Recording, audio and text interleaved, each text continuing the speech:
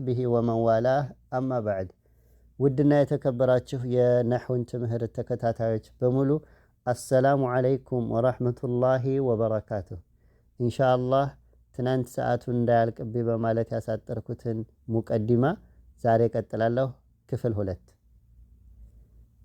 نحو مالت من مالتنو نحو تبلوس سلامن تتقرى يميلون تنش لبالاتشو نحو مالت በቋንቋው ፍቹ ብዙ ትርጉም ያለው ነው እንዲያውም በግጥም ደረጃ ያርገው ያስቀመጡታሉ نحونا نحو دارك يا حبيبي وجدنا جياعا نحو كلبي ያሉ ማለት ነው نحو ማለት ቀስድ ማለት ሊሆን ይችላል نحو ማለት مثل አምሳያ ለማለት ሊሆን ይችላል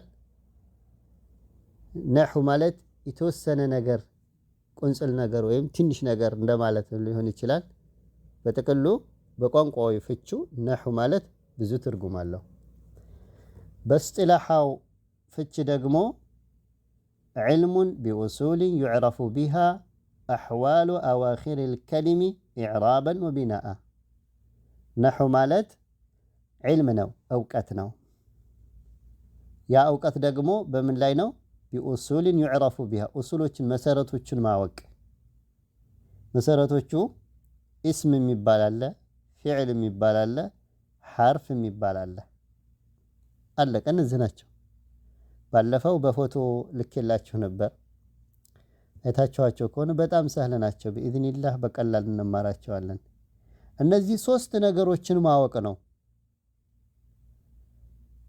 يعرف بها በእነዚህ ሶስት ነገሮችን በማወቅና አንዱን ከሌላው ጋር በማሰባጠር ይታወቃል أحوال أواخر الكلمة إعرابا وبناء ያንድ ንግግር ወይም ደግሞ ያንድ አረፍተ ነገር መጨረሻ ሁናቴው ባህሪው ይታወቃል إعرابا وبناء معرب ነው ወይስ مبني ነው የሚለው إعراب ማለት تغير أواخر الكلمة የመጨረሻኛው ቃል ضمة فتحة كسرة سكون የምትሆነው ማለት ነው بناء አንድ ሐለት ብቻ ነው ያላት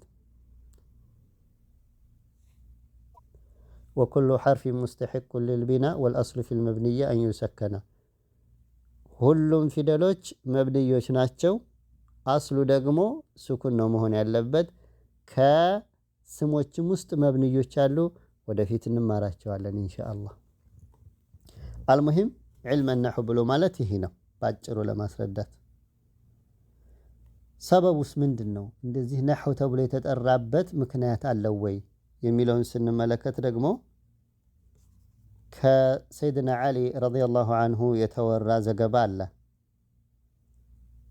አቡል አስወድ የሚባለውን ሰውዬ ዛሊም ኢብኑ ዐምር ኢብኑ ሱፊያን አድዱአሊ ነህው የሚባል ዒልም ይሄንን አሁን እኛ ልንማር ያልነውን እንዲያዘጋጅ አዘውት ነበር እናም ሲያዙት ምናሉ ስምን አስተማሩት ስሞች እንደዚህ አይነቶች ናቸው ፊዕል የሚባለው ደግሞ እንደዚህ ያለ ነው حرف የሚባለው ደግሞ እንደዚህ ነው ብለው አስተማሩት ስም ማለት ማአንበአ ሙሰማ ስለተጠሪ የሚናገር የሆነ ነው ዛፍ ሰው መኪና ወዘተ የምትለው ከዘመን ጋር ቁርኝነት የሌለው ፊዕል የሚባለው ደግሞ ስለ እንቅስቃሴ የሚያስረዳ የሆነ ነው በላ ጠጣ ሄደ መጣ ወዘተ حرف የሚባለው ደግሞ የሌላን ትርጉም የሚጠቁም የሆነ ራሱ ትርጉም ኑሮት ተብቃቂ አይደለም ግን የሌላን ትርጉም جاء لمعنى የሌላን ትርጉም ግልጽ ለማድረግ دخل محمد في المسجد ይላል في ظرفيه ናት መስጂድ ውስጥ ያለው የምታያይዝ ማለት ነው መስጂድ ውስጥ የሚለውን የምትጠቁም እና ሌላ ውስጥ ያለ ሌላ ለስም ላይና ግስ ላይ ፊዕል ላይ ያሉ ትርጉሞችን የምታብራራ የሆነች ማለት ነው እንደዚህ አሉና رفع የሚባለውን والرفع للفاعل وما اشتبه به رفع ضمان ለፋዕል ስጠው ተግባር ለሚተገብር ወይም ለምሳሌ ضارب ብትል الضارب ضمان ነው የሚሆነው ዘይዱን ዳሪቡን ብትል ማለት ነው። ለእንደዚህ አይነቱና እሱን ለመሰሉ እነማን ናቸው? ወደፊት ልናያቸው ነው። ፈአመ ضመቱ ይመጣልሃል። ወረፍዓ አው ወረፍዑ ሊልፋዒሊ ወረፍዓ ሊልፋዒሊ ማለትም እንችላለን። ወነስቡ ወነስበ ሊልመፍዑሊ ለመፍዑል ደግሞ ተሰራ፣ ተመታ፣ ተበላ፣ ተጠጣ ለሚባለው ነገር ደግሞ ለእንደነዚህ አይነቶቹ ደግሞ ፈትሐን ስጣቸው። ወማ ሑሚለ ዐለይህ ወልጀራ ጀርን ደግሞ ወልጀሩ ማለት እንችላለን። ሊልሙዳፊ ወማ ዩናሲቡሁ አሉና ሲያበቁ ሙዳፍ የሚባል ደግሞ አለ። ለምሳሌ ዓብደላህ ስንል ዓብድ ያለው ወደ አላህ ወደሚለው ኢዛፋ ተደርጓልና በዛ መጅሩር ይሆናል ይላል። እንደገና እነ ሐርፈል ጀራዎችም እንደዚህ ይመጣሉ። ኢንሻአላህ መጅሩራቶች የሚባሉ ትምህርቶች አሉ፣ እናያቸዋለን ወደፊት። ከዚያ ምን አሉት? ኡንሑ ሃዘ ነሕወ ያ አበል አስወዲ። ከዚህ ተይዞ ነው ዒልመ ነሕው ተብሎ የተጠራው። እቅስድ አሉት። እንግዲህ ይሄንን የዚህን አምሳያ እየፈለክ በኪታብ ላይ ደውን አሉት፣ ጻፍ አሉት። ከዚያም እሱ ጻፈልን። ይሄው አልሐምዱሊላህ እኛ እንደኛ አይነቶችን ደካሞች በተለይ አዕጀሚዮችን እየጠቀመ ነው ያለው ማለት ነው። የነሕው ትምህርት ተደውኖ በዕልም ደረጃ እንዲማር ሰው እንዲማር የተደረገው ለመጀመሪያ ጊዜ ኢራቅ ውስጥ ነው ይላሉ። አሕመድ ብኑ ፋሪስ የሚባሉት ዓሊም እንኳን ከድሮ ጀምሮ ነው ቀዲም ነው የሚል አነጋገር ተናግረው ነበር። ግን ትክክሉ ኢራቅ ውስጥ ነው የተጀመረው።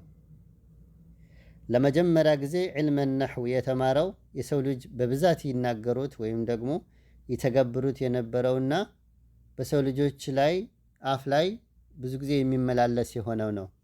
ፋዒልና መፍዑል፣ ሙብተዳና ኸበር ወሀከዛ እንደዚህ ያለ ነገር ነው። ከዚያ እንደገና ነው እያደገ ሂዶ እስከ በላጋና መንጢቅን መውለድ የደረሰው። ዒልመ ነሕውን ማን ነው የጀመረው? ለመጀመሪያ ጊዜ ሀ ብሎ የጻፈው ማን ነው የሚለውን በተመለከተ ብዙ አቅዋል አለ። ዓሊይ ብን አቢ ጣሊብ ራሳቸው ናቸው የጀመሩትም ይላለ። አቡል አስወድ ዑመር አዘውት ነው የጀመረው የሚል አለ። አይ አይደለም አቡ አሰድ ነው የጀመረው። ግን አቡ አስወድ ይሄ አዱአሊ ማለት ነው። እርግጥ ነው እሱ ነው የጀመረው። ግን ማን ነው ያዘዘው? አንደኛ ዑመር ናቸው፣ ዓሊ ናቸው የሚልም አለ። ሰሒሁ ግን አቅረብ የሆነው ዓሊይ ናቸው የሚለው ነው።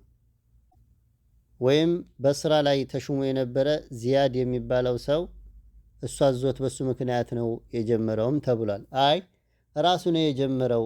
ልጁ አንድ ቀን ስህተት ስትሳሳት ሰምቶ በዛ ምክንያት ነው የጀመረው ይባላል። ምን አለች ልጅቱ? ያ አበቲ ማ አህሰኑ ሰማኢ አለችው።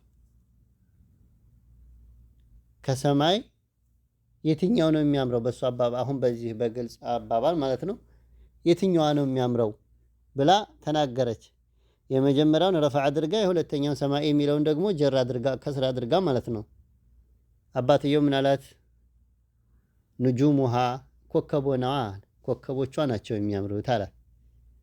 ልጅቱ ቀጠል አደረገችና ማ አረቱ አን አስአላ ምንድን ነው የሚያምረው ብዬ እኮ አይደለም ለመጠየቅ የፈለግኩት።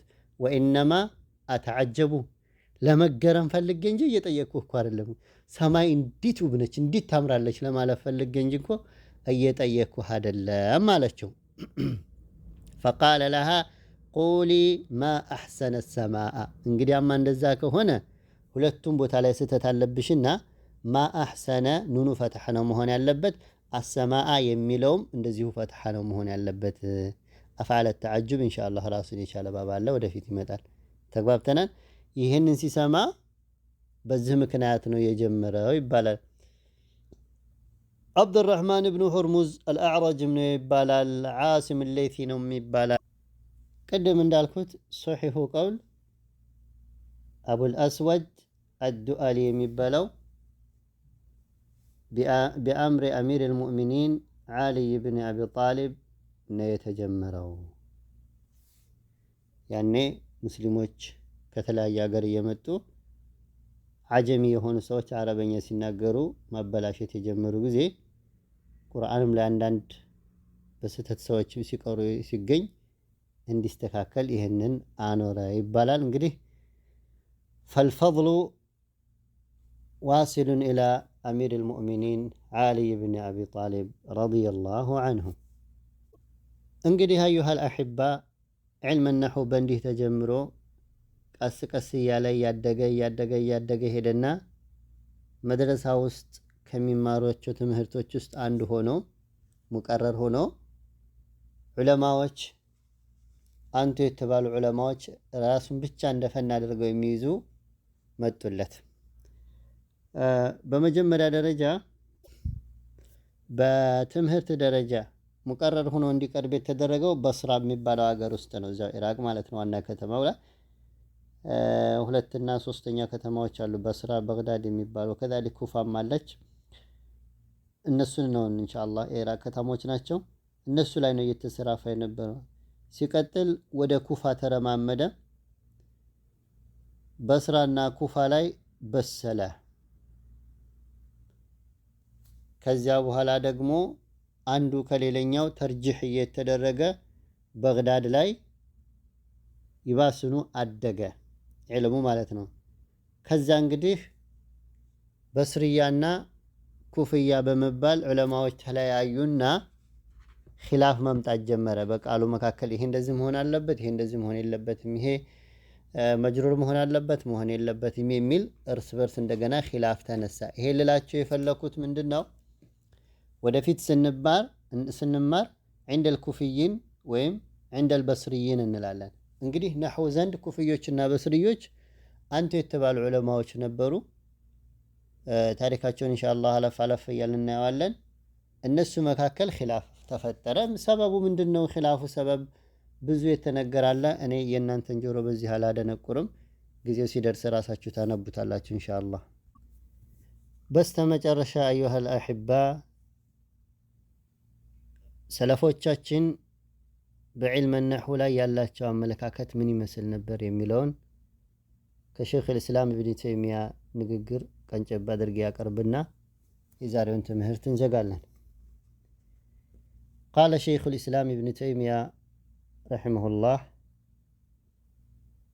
ወካነ ሰለፍ ዩአድቡነ አውላደሁም ዐለ ለሕኒ። ሰለፎች ልጃቸውን ስርዓት ያስይዙ ነበር። ልጆቻቸው ሲናገሩ ስህተት እንዳይኖር ምላሳቸውን እንዲያስተካክሉ ስርዓት ያስይዟቸው ነበር። እኛ ታዘናልም ይሉ ነበር። ለዋጅብም ይሁን ለሱናም ይሁን ብቻ ታዘናል ይላሉ። አነሕፈظ አልቃኑን አልዓረቢያ የአረበኛን ህገ ደንብ ሰዋሰው ልንጠብቀው ታዘናል። ምላሳችንን ከመወላገድ በአረበኛ ንግግር ላይ ከመሳሳት ልንጠብቃት ታዘናል፣ ልናስተካክላት። በዚህ ሁናቴ ደግሞ የቁርአንንና የሐዲስን አረዳድ ጠብቀን መያዝ እንችላለን። አረቦች ሲናገሩ እንዴት እንደነበረም በዚሁ እናውቃለን፣ እንከተላለን። ፈለው ቱሪከ ናሱ ዐላ ለሕኒህም ካነ ነቅሶን ወዓይባ።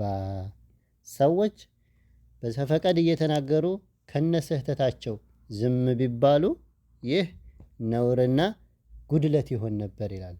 ስለዚህ ከነውርም ሆነ ከጉድለት ለመጽዳት ትክክለኛ ቃል አላህ ቃል ረሱል ብለን ለመስተካከል ነሕውን መማር ይገባናል ነው ምለው። ያበዛሁባቸው ይመስለኛል አሕበቲ፣ ይቅርታ። ወሰለላሁ ወሰለም አላ ነቢይና ሙሐመድ ወአሊሂ ወሰህቢሂ አጅመዒን። ቀጣይ አልከላሙ ሁወ ለፍዙል ሙረከብ የሚለውን እናያለን ኢንሻአላህ። ወሰላሙ ዓለይኩም ወረሕመቱላሂ ወበረካቱ።